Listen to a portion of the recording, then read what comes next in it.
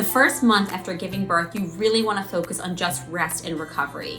Your body has been through so much during the 10 months of pregnancy and then also during birth, whether you give birth vaginally or via cesarean section. So resting and recovering and taking care of baby are the most important things in the very beginning.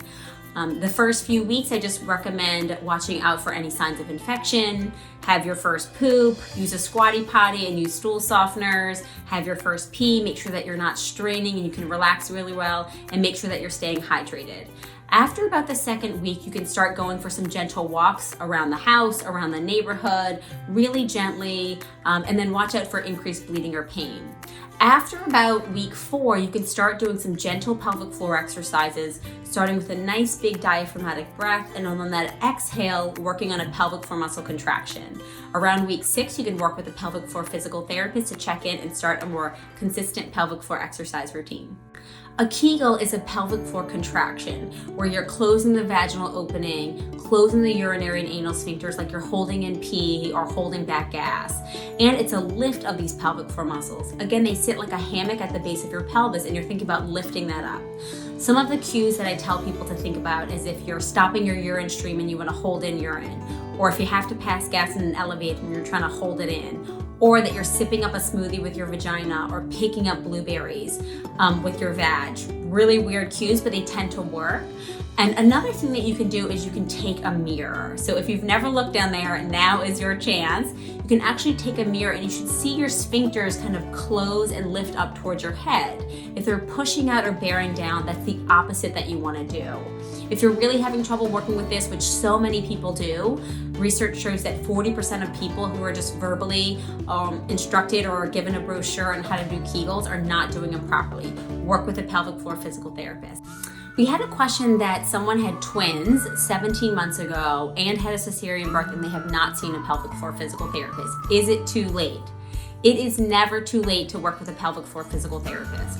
We work with individuals as early as 4 to 6 weeks postpartum to decades postpartum. I've helped women in their 50s, 60s, 70s who have pelvic floor issues related to childbirth, and they can still see improvements. Some of the things that can be related to a cesarean birth that can be worked on are kind of a tight or sensitive cesarean scar, that shelf that a lot of people experience.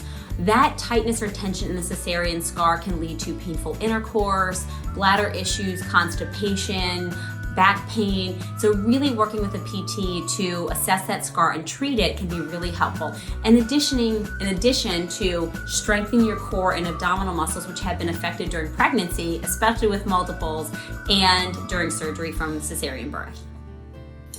Your pelvic floor muscles are actually part of your core.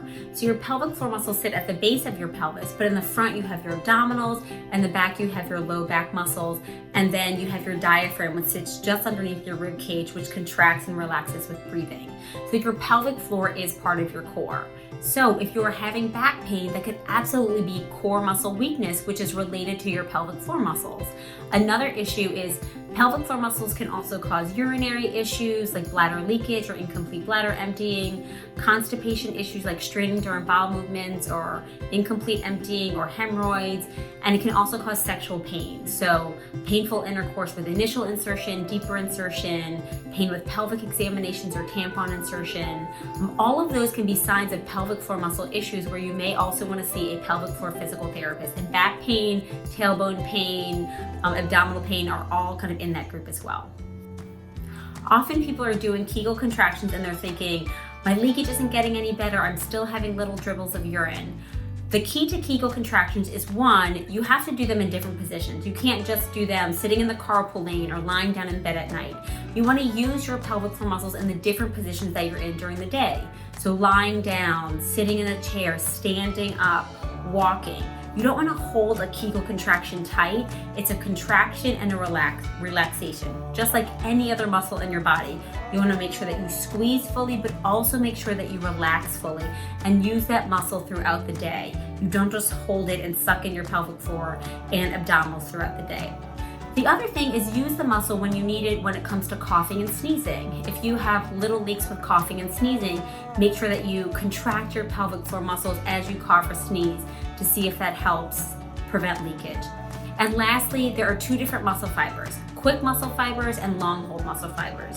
So you want to make sure you're doing quick contractions where you squeeze, relax, and then also do longer hold contractions where you squeeze and hold for 5 or 10 seconds and then relax completely. That should all help strengthen your pelvic floor if Kegels are the right exercise for you.